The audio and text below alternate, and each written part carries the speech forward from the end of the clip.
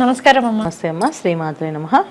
అమ్మ, మాకు లాస్ట్ వీడియోలో వచ్చేసి కుంభరాశి యొక్క లక్షణాలు, గుణగణాలు ఏ విధంగా ఉంటారు ఏంటి అనే వాటి గురించి అయితే మాకు తెలియజేశారు. ఇక మనం తదుపరి రాశి ఒక్కసారి చూసుకున్నట్లయితే, అలాగే చివరి రాశి వచ్చేసి మీనరాశి. మరి ఈ మీనరాశి జీవితాంతం లక్షణాలు ఏ విధంగా ఉంటారు, అలాగే వీరి యొక్క గుణగణాలు ఏంటి, అసలు వీరి జీవిత భాగస్వామితో కూడా ఏ విధంగా మసులుకుంటారనే అంశాల గురించి అయితే వీటన్నిటి గురించి మాకు ఒకసారి తెలియజేయండి అమ్మ. తప్పకుండా. మీనరాశి అంటే చిట్ట చివరి రాశి అంటారు దీన్ని. సో మీనరాశిలో పుట్టడం అంటే అదృష్టమే. సో మీనరాశిలో పుట్టడం అంటే లైఫ్లో మళ్ళీ జన్మ అనేది లేదనేది అర్థం కూడా, అలా కూడా ఒక అర్థం ఉంది. సో మీనరాశిలో లాస్ట్ రాశి అంటే అది వాళ్ళు సాధించి ప్రారంభ కర్మలన్నీ పూర్తి చేసుకొని ఈ జన్మకి ఇంకా ఫినిష్ చేసి వెళ్ళిపోవాలి అనే ఒక లక్షణం కూడా ఎక్కువగా ఈ మీనరాశి ఉంటుంది. సో మనం చెప్పే ప్రతి ఒక్కసారి మీనరాశి లక్షణాలు అంటే ఇప్పుడు ఏంటి, ఒక మనిషికి మీనరాశిలో పుట్టిన ఆ లక్షణాలన్నీ ఖచ్చితంగా ఉంటాయి అన్న. కాకపోతే కొంతమందికి మ్యాచ్ అవ్వకపోవడానికి కారణం ఏంటంటే డేట్ ఆఫ్ బర్త్ కాంబినేషన్స్, వాళ్ళ పేర్లో ఒక పేరు బాగుండి డేట్ ఆఫ్ బర్త్ బాగుంటాయి. సో ఈ రాశి లక్షణాలు ప్లస్ పాయింట్ ఇంకా బాగా వాళ్ళు అభివృద్ధిలోకి వస్తారు.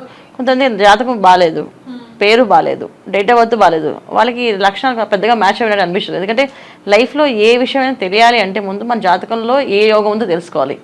కొంతమందికి యోగాలే ఉండవు జాతకాల్లో. యోగం లేని వాళ్ళకి అసలు ఏది ఫీల్ అవుతుందో సంగతి తెలియదు.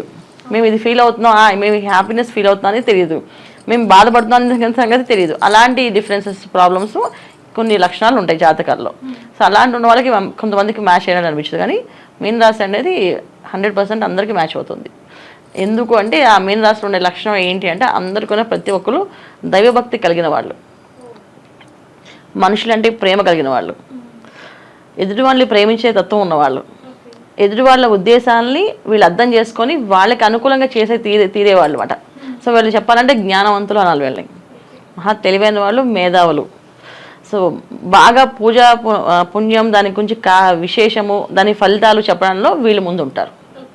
ఒక విషయం ఏదైనా అడిగా అనుకోండి, ఒక సమస్య గురించి పరిష్కారం, ధర్మ సందేహం అడిగా అనుకోండి, ధర్మ సందేహాన్ని చాలా చక్కగా మనకి విడమార్చి వివరంగా చెప్పగలుగుతారు. ఇందులో చాలామంది ఏంటంటే చాలా శాస్త్రాలు చదువుకునే వాళ్ళు ఎక్కువ మంది. మీనరాశి అంటే ఏంటి, శాస్త్ర పండితులు ఎక్కువ మంది. ఏదో ఒక మంచి పనుల్లో అంటే ఎక్కువ దైవ కార్యక్రమాల్లో దైవికంగా జీవించే వాళ్ళు ఎక్కువ మంది. నార్మల్ జీవితం చాలా తక్కువ మంది ఎక్కువ దైవికంగా జీవిస్తారు. అంటే దైవం గురించి బతకడం, దైవం గురించి చెప్పడము, శాస్త్రం గురించి చెప్పడం, శాస్త్ర విషయాల గురించి చెప్పడము, ఎక్కువ ఆరాధనలు. అంటే వీళ్ళ జ్ఞానం ఎప్పుడు కూడా వాళ్ళ జ్ఞానం అంతా ఏంటంటే మనుషులకు పంచడానికి వీళ్ళు ఇష్టపడతారు. వీళ్ళ దగ్గర ఏ విషయాన్ని నేర్చుకోవాలంటే ముందు వీళ్ళ దగ్గర ఫస్ట్ మనం నేర్చుకోవాలంటే వాళ్ళు మాట్లాడే విధానాన్ని నేర్పిస్తారు. ఎవరితో ఎలా మాట్లాడాలి, ఎంతవరకు మాట్లాడాలి, ఎంత చెప్పాలి, ఏం చెప్తే వింటారు వాళ్ళు. అలాంటి విషయాల్లో వీళ్ళు ముందు చక్కగా మాట్లాడతారు. అలాంటి లక్షణాలు ఈ మీనరాశి వాళ్ళకి చాలా ఎక్కువగా ఉంటాయి. ఇంకొకటి, వీళ్ళ పుణ్యకార్యాలు వీళ్ళు చేసే విధానం ఎలా ఉంటుందంటే, ఆ కార్యక్రమం చూస్తే మనకి మళ్ళీ ఎలాంటి కార్యక్రమాలు మళ్ళీ ఎక్కువ చేయించుకోవాలమా అంటే అంత విధంగా అంత అందంగా చేస్తారు. అలాంటి విషయాలు వీళ్ళకి ఎక్కువగా. చాలామంది వ్యాపారం, ఉద్యోగాలు చేసేవాళ్ళు ఉన్నారు, చేస్తారు కూడా బ్రహ్మాండంగా. వ్యాపారం చేసినా సరే చాలా బాగా చేస్తారు, న్యాయంగా ధర్మంగా చేస్తారు. ఈ న్యాయధర్మంగా పట్టుకొని వెళ్ళడం వల్లే చాలామంది లాస్ అయ్యి ఇబ్బంది పడే వాళ్ళు కూడా ఉన్నారు ఈ మీనరాశిలో.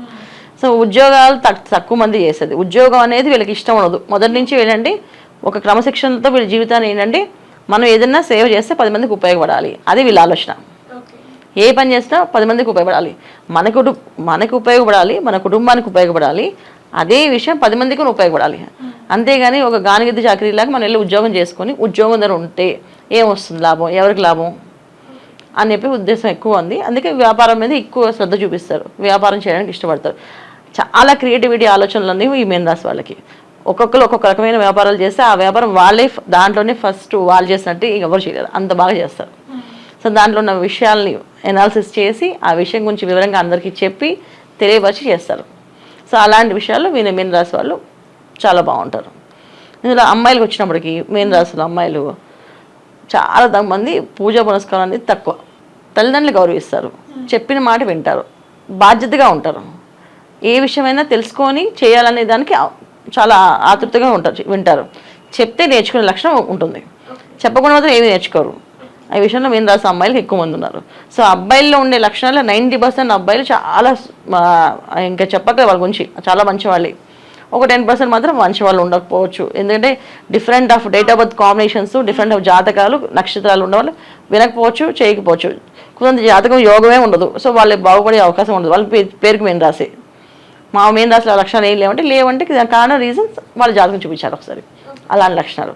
కానీ బాగుంటారు. అమ్మాయిల విషయం వచ్చినప్పటికి ఏమంటే కొంతమంది బాగా పూజా పునస్కారాలు చేసుకుంటూ పద్ధతిగా ఆచారం మరియు వ్యవహారాన్ని చూస్తారు.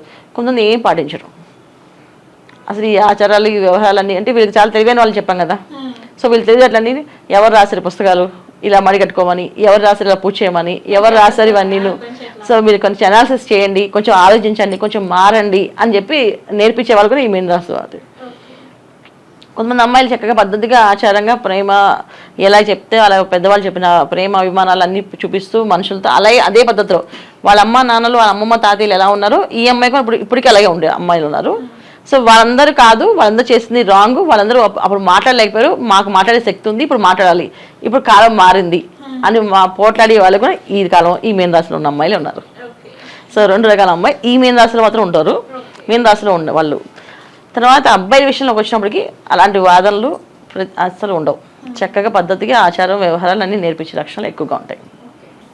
అలాగే అమ్మ మీనరాశి యొక్క లక్షణాలు ఏంటి, గుణగణాలు అనే వాటి గురించి అయితే మాకు తెలియచేశారు.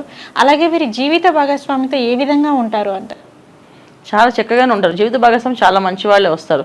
కొంతమందికి బాధ పెట్టే వాళ్ళు కూడా వస్తారు, బాగా బాధ పెట్టి ఇబ్బంది పెట్టే వాళ్ళు కూడా ఉంటారు. అయినా వీళ్ళు భరిస్తారు.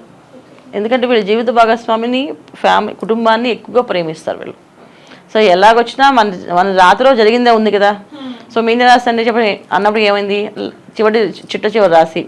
సో వాళ్ళ జన్మకు ఏంటంటే ప్రారంభ కర్మలన్నీ అనుభవించడానికి వచ్చిన రాశి. సో వీళ్ళకి ఇలాగా వస్తే అలా వస్తుంది. అంటే ఏ యోగంలో వాళ్ళ జాతకంలో ఏదైతే అనుభవించాల్సి వస్తుందో, కొంతమంది భార్యతో బాధపడేదో అవకాశం ఉందనుకో భార్యతో బాధపడతారు. కొంతమంది భర్తతో బాధపడే అవకాశం ఉందంటే భర్తతో బాధపడుతుంటారు. కొంతమంది కుటుంబంతో బాధపడే వాళ్ళు ఉన్నారు. సో వీళ్ళు బయట అందరూ అర్థం చేసుకుంటారు, కుటుంబం మాత్రం అర్థం చేసుకోదు. అబ్బా వీళ్ళు మొత్తం చెప్పేవని చెప్తారు, కుటుంబంలో మాత్రం ఇలా చేస్తారని చెప్పి మాట్లాడే వాళ్ళు ఉన్నారు. సో బాధపడే యోగం ఉంటే అది బాధపడుతుంటారు.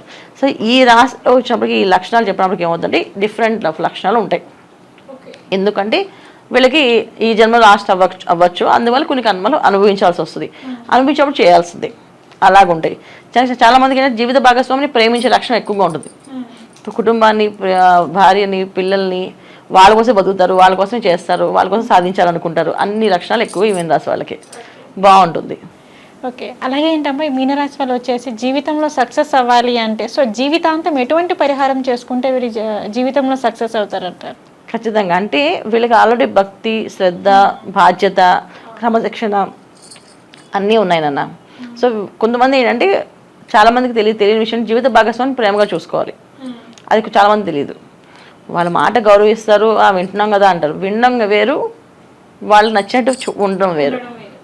సో వీళ్ళు అవి డెవలప్ చేసుకోవాలి.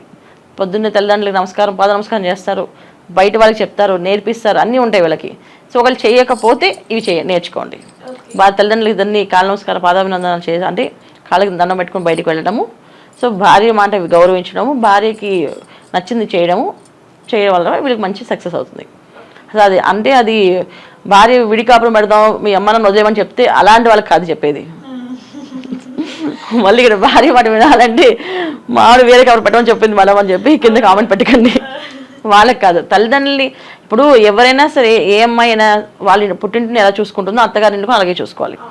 అలాగే చూసుకొని అలాంటి అమ్మాయిలకి ఏమైనా ఇబ్బంది వస్తే వీళ్ళు దాన్ని సాక్రిఫైస్ చేయాలి, అంటే తన కోసం ఏమైనా చేసి పెట్టాలి. అమ్మ ఈ మీనరాశి అంటే మీనరాశి వ్యక్తిలో వచ్చేసి దైవారాధన ఏ దేవుని ప్రార్థిస్తే బాగుంటుంది అంటారు? భక్తి చాలా ఎక్కువగా ఉంటుంది. కాకపోతే మీనరాశిలో పుట్టిన అమ్మాయినైనా అబ్బాయినైనా విష్ణు సహస్రనామ పారాయణ ప్రతిరోజు చేయడం అలవాటు చేసుకోవాలి. హనుమాన్ చాలీసా, విష్ణు సహస్రనామ పారాయణ ఇది చేయడం వల్ల ఏంటంటే వీళ్ళు జనరల్గా ఏంటంటే అంటే వీళ్ళకి ఒక లక్షణం ఉంది, అందరినీ బాగా గౌరవిస్తారు, క్రమశిక్షణతో ఉంటారని చెప్తున్నాను. అలాగే కొన్ని మోసపోయే లక్షణం కూడా ఉంది వీళ్ళకి. ఎదురు వాళ్ళు నమ్మి వాళ్ళు చెప్పినట్టు చేసి మోసపోయి ఇబ్బంది పడే వాళ్ళు ఉన్నారు. మళ్ళీ వాళ్ళు వెళ్ళి క్షమించండి, సారీ మేము ఇంకోసారి చేయమనంటే మళ్ళీ క్షమించి మళ్ళీ వాళ్ళని కలిపేసుకుంటుంటారు. ఎవరైనా ఒకసారి తప్పు చేసాం, వాళ్ళు తప్పు మనిషి అని తెలిసిందనుకో ఏం చేస్తాం, వాళ్ళకి దూరంగా ఉండాలి. వీళ్ళు అలా కాదు, వాళ్ళ దగ్గరగా ఉండి వాళ్ళు మార్చడానికి, వాళ్ళు మార్చి ప్రయత్నం చేయడానికి చేస్తుంటారు. పోన్లే ఒకసారి ఎప్పుడు తప్పు చేస్తే తెలియక ఆ సిచ్యువేషన్ వాళ్ళు తప్పు చేసి ఉండొచ్చు, కానీ ఈ సిచ్యువేషన్ అవి చేయరు అని చెప్పి మీరు ఈ విషయాలన్నీ కూడా ఏంటంటే వీళ్ళని ఎప్పుడు కూడా ఇబ్బంది పెట్టే దారిలోకి వెళ్ళే అవకాశం. సో మీనరాశిలో పుట్టిన ప్రతి ఒక్కరికి ఏంటంటే తొందరగా మోసపోయే లక్షణాలు కూడా ఎక్కువగా ఉన్నాయి. నమ్మడం, మోసపోవడం జరుగుతుంది. మళ్ళీ 10 సార్లు ఎవరైనా ఒకసారి మోసపోతారు, వీళ్ళు 10 సార్లు మోసపోయడానికంటే సిద్ధంగా ఉంటారు. సో అందుకని వీళ్ళు ఏంటంటే విష్ణుసహస్రనామ పారాయణ కానీ హనుమాన్ చాలీస పారాయణ ఈ 2 రోజు నిత్యం చేయడం వల్ల వీళ్ళకి అలాంటి మోసాలు చేసే మనుషులు దగ్గర రారు. అంటే వీళ్ళ మంచితనానికి మంచి వాళ్ళే వస్తారు, భగవంతుడు తోడుంటారు వీళ్ళకి ఎప్పుడు కూడా. కాకపోయినా ఇవి చేయడం వల్ల ఏంటంటే అలాంటి మనుషుల తత్వం కానీ అలాంటి ఆలోచనలు ఉన్న వాళ్ళు కానీ అసలు దరిదాపులో రారు. ఇది ఖచ్చితంగా వీళ్ళు చేసుకోవాలి. ఓకే అమ్మ, మీనరాశి యొక్క జీవిత లక్షణాలు ఏంటి, జీవితాంతం వారి యొక్క లక్షణాలు ఏంటి, అలాగే వారి యొక్క గుణగణాలు ఏంటి, అలాగే ఏంటంటే వారి జీవిత భాగస్వామితో ఏ విధంగా ఉంటారు, జీవితాంతం వీళ్ళు ఒక వీళ్ళు జీవితంలో సక్సెస్ అవ్వాలి అంటే సో దానికి ఎటువంటి పరిహారం చేసుకోవాలనే వాటి అన్నిటి గురించి అయితే మాకు తెలియజేశారు. ధన్యవాదాలమ్మా. శ్రీమాత్రే నమః.